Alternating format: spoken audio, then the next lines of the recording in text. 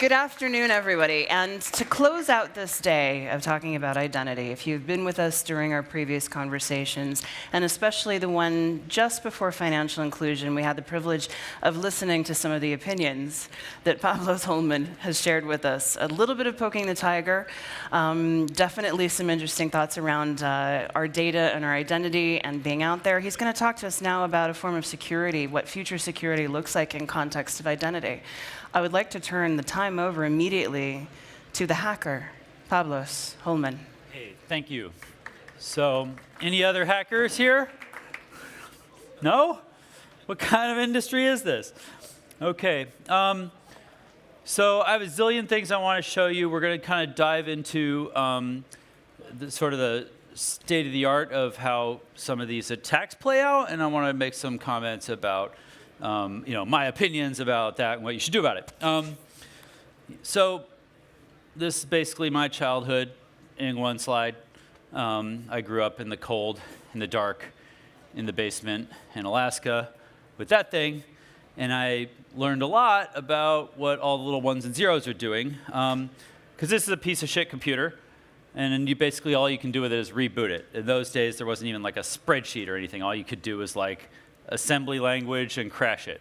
And so that's kind of how I got started. I always sort of fantasized about someday having a bigger, faster computer with more memory and being able to do something cool.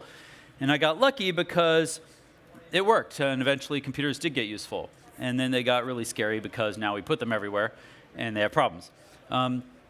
These days, I don't work on security so much. I work on trying to invent new technologies using mostly computers. But I work in this lab called the Intellectual Ventures Lab. We basically just bought one of every tool in the world, hired one of every kind of scientist, put them all on the same team, and then started trying to invent for the biggest problems that we could find. And that's kind of a weird business. All we do is invention. But what we think is, with computers, we're really at the very beginning of figuring out what they're good for.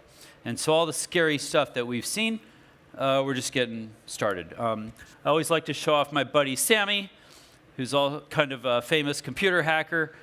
Sammy got in a little bit of trouble for writing a computer virus that he was using to meet girls on the internet, and was allowed to use computers for a few years. But Sammy's back now. You guys use Google Maps, right? You know how Google knows how to color the roads for traffic? All your phones are telling Google that you're stuck in traffic. Well, Sammy figured out he could just lie to Google, and everywhere he's about to drive, people get out of his way. This is not specifically useful unless you're Sammy, but it's kind of ingenious, right? And the key thing I think to understand about hackers, because the very origin of all your exploits and all these problems starts with hackers. And the difference with hackers is they think differently than you do, right? If you get a new gadget and show it to your mom, she might ask you, well, what does this do? And you can explain. It's a phone, Mom. iPhone, says on the box. But if you get a new gadget and give it to Sammy, the question is different. The question is, what can I make this do? He's going to flip it over, take out all the screws, break it into a lot of little pieces, but then figure out what can be built from that, right? And it's that discovery process that's fundamental to invention. It's fundamental to innovation, and you can't get any new technology if you skip that part. No one's ever invented a new technology by reading the directions. And these are the guys who are violating the warranty before they got the shrink wrap off. And so they're really important. But we've got them deployed at the wrong thing. We've got them deployed at figuring out how to hack into your shit instead of figuring out new things to do with it. So when you look at what's happening with these larger scale attacks and stuff, what's happened is, people who actually have project management skills, criminals with project management skills, have figured out how to employ guys like Sammy, who you wouldn't want to hire, and they hire them and put them to use. That's your adversary. I built this robot called the HackerBot, which can drive around, find Wi-Fi users, and then show them their passwords on the screen.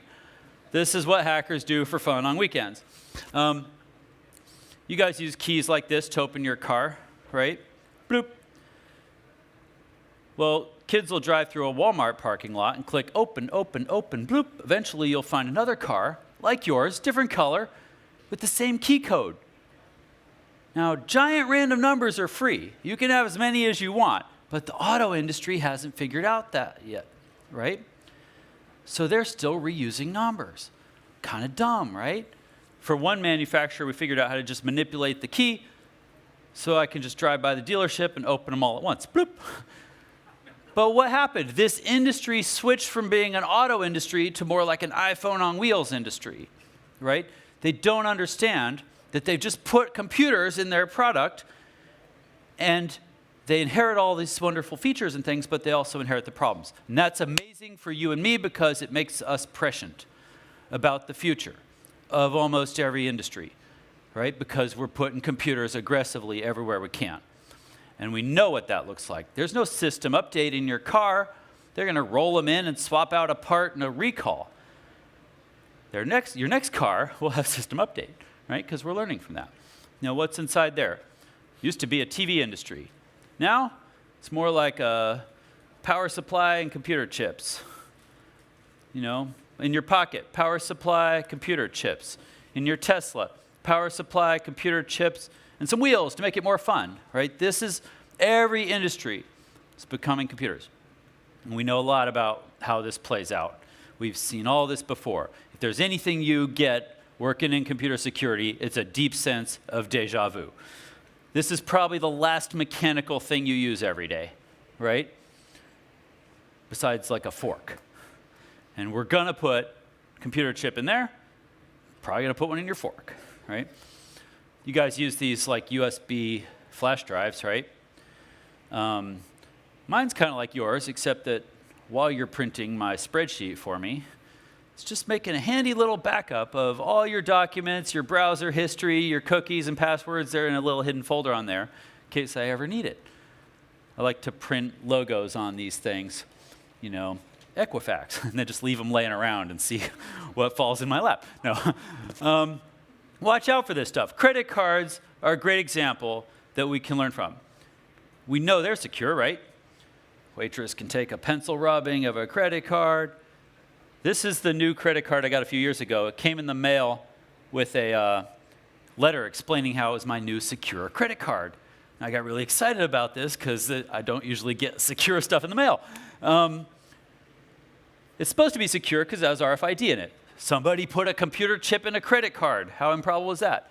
I know a thing or two about computer chips, so I figured, okay, my credit number is probably on there, encrypted, and if I could just crack the crypto, maybe I could figure out how to steal credit card numbers for fun on weekends. So I bought a bunch of RFID gear on the internet, hooked it up to my computer. Some other hackers and I played with it a little bit, and then figured out there's nothing hard going on here. I could just take the reader I got off of eBay for $8. It's like the one at Starbucks. I swipe people's butts in the line at Starbucks, and I get credit card numbers. You used to have to get your credit card out of your wallet before I could steal the number. Now it's wireless, broadcasting to anyone who can listen. How is that more secure? Well, let me explain. This industry does not have a security problem, right? You guys all understand credit cards better than I do. What you got is a risk management problem. And that's vastly better because we know what to do about risk management problems. Computer security problems, we don't actually know what to do. We're never going to make things totally secure, right? If I steal your credit card number and go shopping at victoriassecret.com and you end up with a fraudulent charge, all that risk gets pushed back on the merchant.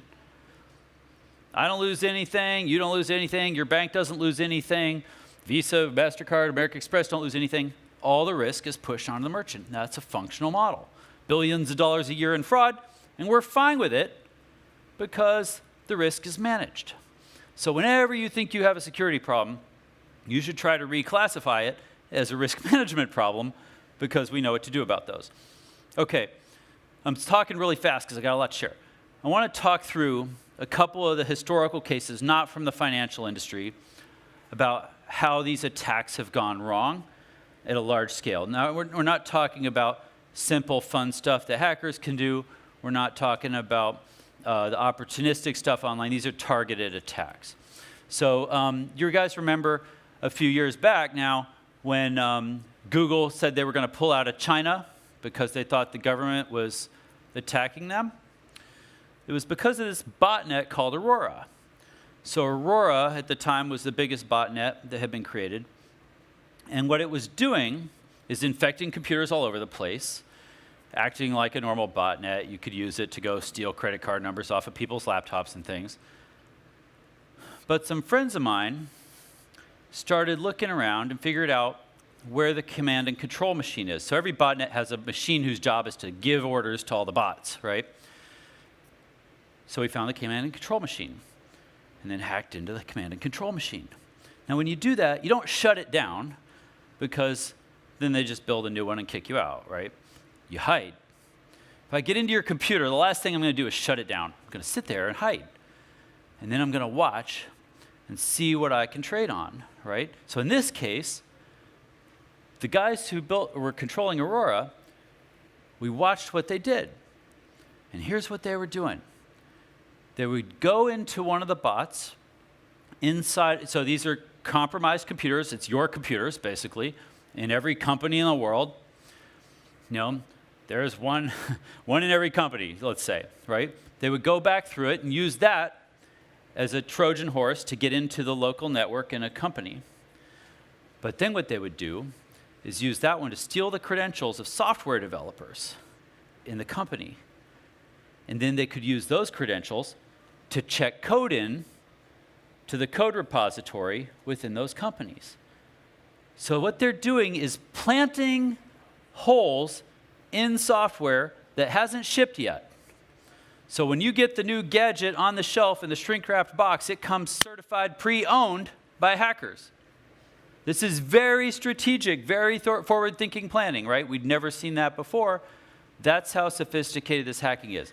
Just because you got it brand new doesn't mean it's safe. That's corporate espionage at a large scale, okay? Stuxnet, you've probably all heard about. This is a well-documented example of the US, which will take credit for it but won't admit to doing it, and Israel working together to write a computer virus that specifically targets a nuclear fuel enrichment plant outside of Tehran in Iran, right? So these are centrifuges, and the idea with nuclear fuel enrichment is you've got all this uranium and it's not enriched enough, so you have to put it through these centrifuges and try and get highly enriched uranium out. That's what you use to make nuclear reactors and also what you use to make nuclear bombs. And America doesn't like this idea that Iran might be doing that. So using a computer virus on a USB key left at bars nearby this place, because it's what's called an air-gapped network, not hooked up to the internet, they were able to go spread this virus into that environment. And it was benign anywhere else in the world. You probably got it on your computer and it didn't do anything. But when it gets on this computer, it looks for a very specific configuration of, I think it was 148 PLCs, which are like the controllers for these things, industrial computers. And then what it did is just like in a heist movie, where you see the guys, you know, they get into the bank and they hook up a fake VHS tape to the security camera, so the security guy is just seeing a recording of nothing going on his screens, while meanwhile out the back door they're emptying the vault, right? They did the exact same trick, but on the network. Record normal network traffic and then play it back so everything looks normal. Meanwhile, these centrifuges were being reprogrammed to spin erratically and destroy themselves. So the US government claims this set back Iran's nuclear fuel enrichment program by 3 years, right, with a computer virus. That's Stuxnet. There's a lot of things that we imagine going wrong, right? We imagine that all this computer stuff is going to come to some catastrophic ending any day now and the world's going to be over. Where I come from, I have a bunch of paranoid friends, and we're really good at imagining the ways that all this can go wrong. But in the end, I mean, or at least so far, everything that we imagined going wrong has gone wrong. And we're still kind of doing okay. And I think this is important to understand, right? as bad as things are and as bad as we imagine they're going to be, a lot of times they're survivable. Yeah, there's some collateral damage. Yeah, things could have been done better. But the fact is, we reboot, we kick out the bad guys, we patch the system, we start over, and it's kind of fine. All right, now I'm not telling you you can stop trying, because you have very important jobs of like, try real hard to make sure that it doesn't happen to you, but when it does, we're probably going to be fine. This goes way back. Here's an example. Going way back to 2003. People don't realize this. This was the biggest virus on the internet was called Blaster. We called it a worm at the time. And it spread and took over Windows computers everywhere, all over. It was the fastest spreading virus in history at the time. So look what happened. This is very interesting. This was never documented in the news. I don't think people figured it out. August 11, 2013, the first version of it shows up. August 12, it hits 30,000 computers. August 15, 423,000 computers, really quickly spreading. Anybody else remember what was happening on those days? Remember the Northeast blackout? This is a satellite shot of all the power in the Northeast of the United States, and I think it even hit Toronto, didn't it? Went out. Why is that? Computer virus. Even as far back as that. Like, we fantasize about, what if hackers get in and shut down the power grid? Well, you know what? They did. What happened? We rebooted and we're all still here, right? In the Ukraine, again, I don't know for sure which Russian government was hacking into the Ukraine power grid. They shut down the power in a city, and they were so sophisticated about it that they reprogrammed the firmware on the industrial computers there so that they couldn't reboot it. Very clever. Took them a long time to get that back going. But you know what? They're back online. It's fine. We learned from that. So last year we had this huge, the new fastest growing botnet in the world's history is called Mirai. It got so big it could put out a terabit a second of spurious data for what we call DDoS attacks, which you can use to like take other people off the internet. And that's basically like DDoS, if you're not aware, is like you go on Craigslist and you post that everybody who shows up at 7-Eleven gets a free iPhone. Well, 7-Eleven's going to have so many people there that they can't actually sell Red Bull to you and I, right? That's DOS. DDoS is distributed DOS attacks. So this is how you take people off the internet. If you got a terabit a second, that's more than like almost any country on Earth of internet bandwidth. You could aim that at whoever you want and take them all offline. Probably only Amazon and Google have more bandwidth than that, right? Well, how was Mirai made? Made by kids. Couple of bored kids just having fun, right? And they figured out that there's a default password in most webcams that you can't change. Even if you buy the thing and go in and change the password, there's one hard-coded into the firmware that you can't change. And they figured out this backdoor password, and they wrote some code to go start looking at every IP address on the internet, see if it's a webcam that this password works on. And we know what happened? They found a lot of them. And they turned those things into their slaves and used them as a giant botnet. And then they used it for fun to go aim at a couple of websites, including some DNS servers, and they took Amazon down for a bit, they took Netflix down for a bit, they took Yahoo down for a bit, and PayPal. It was catastrophic. Everyone freaked out, and you know what? And we rebooted, we made some blacklists, we stopped it, and it's fine. I mean, kind of sucked. People couldn't watch Netflix for like 12 minutes. So this is the biggest catastrophe we know of. They have more time than you do. If you're trying to build something, you're busy trying to make it work for the people who want to use it. You don't have time to think of all the deranged shit that Sammy's going to do to your product, right? You will never win trying to secure things, right? You got to try. You still got to work at it. You still got to do the best job you can, but you won't win.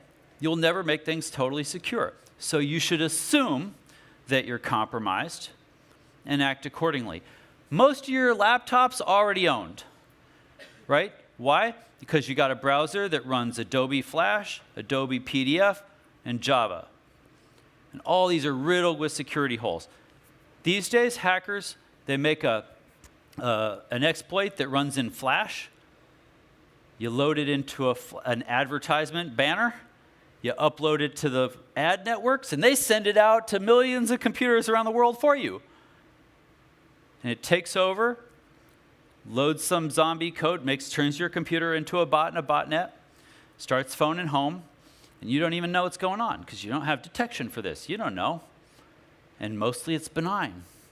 Your computer is probably DOSing Netflix or something. You don't know, right? This is happening. It's a pandemic, and we're mostly fine.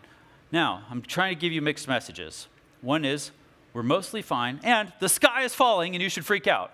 Yeah, so do both. But I'm telling you, we're not going to end this war of escalation, right? This is the game that we're playing, and you've got to play the game to not lose. If you stop, the only way to lose is to stop playing the game, right? But we also don't have any idea how to stop playing this game. We don't have an idea for how to make a secure computer, really, right? So we're going to keep doing this, and you should get good at playing this game.